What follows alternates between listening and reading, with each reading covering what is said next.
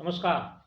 समय संवाद में आपका स्वागत है। मैं हूँ सर्वेश कुमार सिंह। समाजवादी पार्टी की मुखिया अखिलेश यादव ने कल बहुजन समाज पार्टी के साथ और उनकी मुखिया मायावती जी के साथ शुरू हुए वाक युद्ध के बाद कल एक स्पष्टीकरण जारी किया, या कहें अपने कार्यकर्ताओं को नसीहत देते हुए ये स्पष्ट किया कि वे मायावती जी के साथ कोई टकराव नहीं चाहते।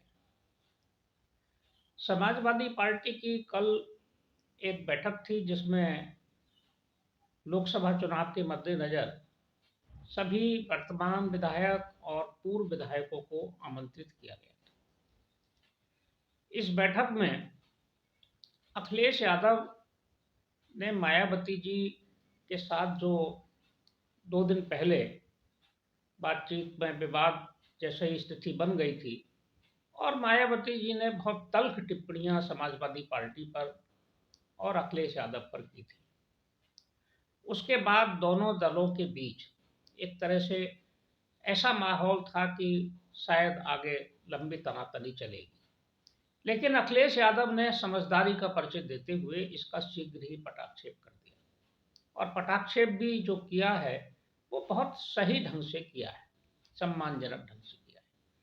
दरअसल कल की बैठक में एक पार्टी के नेता ने बोलते हुए मायावती जी पर कुछ टिप्पणी कर दी, उनके लिए कोई बात कह दी जो उनके सम्मान के अनुरूप नहीं थी। इस पर अखिलेश यादव ने तत्काल टोका और अपने नेता को कहा कि मायावती जी के लिए कुछ भी बात ऐसे कहने की जरूरत नहीं है जो उनके सम्मान के विपरीत हो। वे बड़ी नेता हैं, उम्र में भी हमसे बड़ी है, इसलिए हमें सबको उनका सम्मान करना है और कोई भी ऐसी टिप्पणी नहीं करनी है जिससे उनके सम्मान को ठेस पहुंचे। ये बात कह के उन्होंने इस पूरे प्रकरण का एक तरह से कटाक्षेप कर दिया और अपने सभी नेताओं को नसीहत भी दे दी, क्योंकि एक बयान से क्षुब्ध होकर अखिलेश यादव के जो उन्होंने कहा था मीडिया से बात करते हुए कि उनकी चुनाव के बाद अगर गठबंधन में शामिल होती हैं तो उनके चुनाव के बाद गारंटी कौन लेगा, इस बात पर मायावती बहुत ज़्यादा भड़क गई थी और उन्होंने मायावती जी अखिलेश यादव पर और उन समाजवादी पार्टी पर कई तीखे हमले किए। उन्होंने एक्स पर लिखा कि समाजवादी पार्टी जातिवादी पार्टी है, हमने इसके साथ गठबंधन किया था, शायद सुधर जाएंगे। इन्होंने गेस्ट हाउस जैसा घिनौना कांड किया, उन्होंने गेस्ट हाउस कांड की चर्चा की। अपने पार्टी कार्यालय के पास एक पुल बनाए जाने की चर्चा की, जिसमें उन्होंने कहा कि हमारी पार्टी का कार्यालय और हमारे नेताओं की प्रतिमाएं असुरक्षित हो गई। उन्होंने खुद को भी असुरक्षित बताया और एक नए कार्यालय की भी बात कही और तमाम तरह की बातें उन्होंने समाजवादी पार्टी के ऊपर कही। उन्होंने ये भी कहा कि समाजवादी पार्टी जब भी किसी गठबंधन की बात होती है तो ये शर्त लगाती है कि समाजवादी पार्टी तब शामिल होगी जब बहुजन समाज पार्टी को शामिल ना किया जाए। ये उनकी जातिवादी सोच को दर्शाता है, उनके सभी फैसले जातिवादी सोच पे आधारित होते हैं। ये सारी बात मायावती जी ने कही थी, क्योंकि उत्तर प्रदेश की राजनीति में बहुजन समाज पार्टी और समाजवादी पार्टी दोनों का अपना महत्व, दोनों का अपना वोट बैंक है, दोनों का इतिहास है। दोनों ही दल सत्ता में रहे हैं और लंबे समय तक सत्ता में रहे हैं, तो ऐसे में दोनों के अस्तित्व को नकारा नहीं जा सकता। ये सब जो विवाद और तल्खी वाला माहौल बना है, ये इंडिया गठबंधन में शामिल होने के विषयों को लेकर बना है। इंडिया गठबंधन में यूँ तो समाजवादी पार्टी पहले से शामिल है, लेकिन इधर पिछले कुछ दिनों से ये चर्चा आम हो गई थी कि इंडिया गठबंधन में बहुजन समाज पार्टी को भी शामिल किया जा सकता है और कांग्रेस ऐसा चाहती है।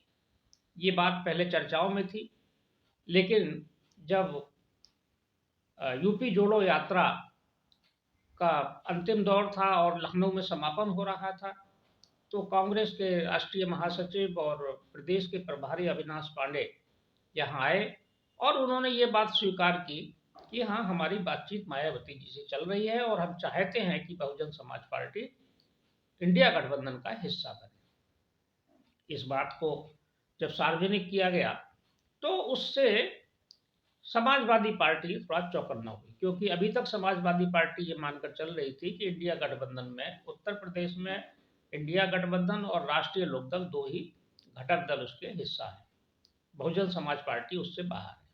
लेकिन जब समाजवादी पार्टी को ये लगा कि बहुजन समाज पार्टी भी इसका हिस्सा हो सकती है, तो फिर वो चौकन्ना हुए और उन्हें लगा कि सीट शेयरिंग में भी दिक्कत आएगी, सीटों का बंटवारा भी कम होगा, कम मिलेंगी।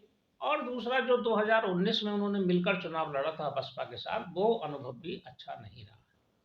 समाजवादी पार्टी का मानना यह है कि हमारा वोट बैंक समाजवादी पार्टी से बसपा को तो ट्रांसफर हो गया, लेकिन बसपा का वोट बैंक समाजवादी पार्टी को ट्रांसफर नहीं हुआ।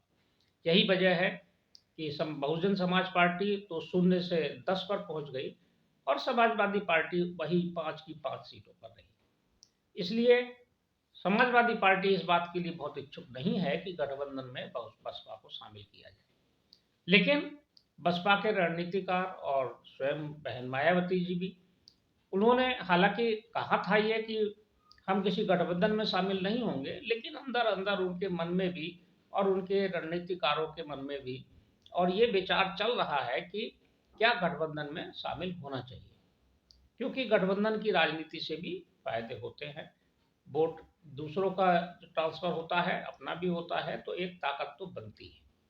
और अधिकांश नेताओं का बसपा में भी ये मानना है कि गठबंधन में शामिल होना चाहिए। ऐसी स्थिति में जब कांग्रेस की तरफ से भी सकारात्मक बात आ रही, तो बहुजन समाज पार्टी ने भी इस पर मंथन किया है। बहुजन समाज पार्टी के एक सांसद मलुक नागर तो पहले ही ये कह चुके हैं कि अगर कांग्रेस माफ़ी मांगे, अपनी गलती स्वीकारे कि उसने हमारे विधायकों को तोड़ा था मध्य प्रदेश में और उत्तराखंड में, और आगे ये घोषणा करे कि प्रधानमंत्री पद की दावेदार बहन मायावती जी होंगी, तो हम गठबंधन में शामिल हो सकते हैं। यानी कि बसपा को गठबंधन में शामिल होने से कोई परहेज नहीं है।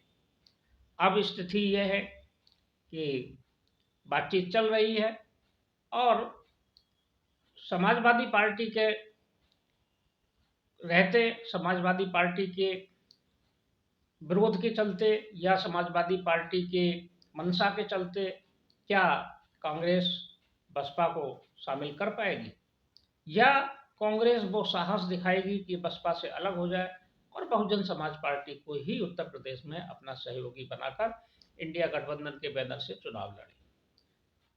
क्योंकि बहुजन समाज पार्टी का एक बड़ा आधार है और उनका एक निश्चित वोट बैंक है। लगभग 13% वोट तो उनका हर हाल में है ही। ये वोट बैंक एक अच्छा परिणाम भी दिला सकता है।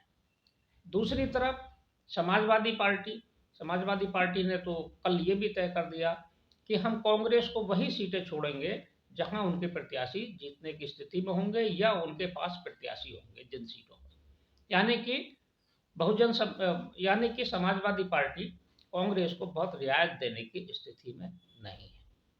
लेकिन समाजवादी पार्टी इतनी सतर्कता भी बरत रही है कि वो किसी भी तरह से बहुजन समाज पार्टी पर कोई टिप्पणी ना करें उनके नेता, और उनका वोट बैंक जो बहुजन समाज पार्टी का है उसमें भी किसी तरह सेंध लगाई जा सके। इसलिए बहुत ज़्यादा तल्ख टिप्पणियां करना, मायावती जी पर टिप्पणी करना, उनके नेताओं पर टिप्पणी करना, इसको प्रतिबंधित किया गया है। वैसे भी जो समाजवादी पार्टी का जो आधार है या जो उन्होंने नारा दिया है पीडीए का, पिछड़ा, दलित और अल्पसंख्यक, तो इसमें दलित भी आता है।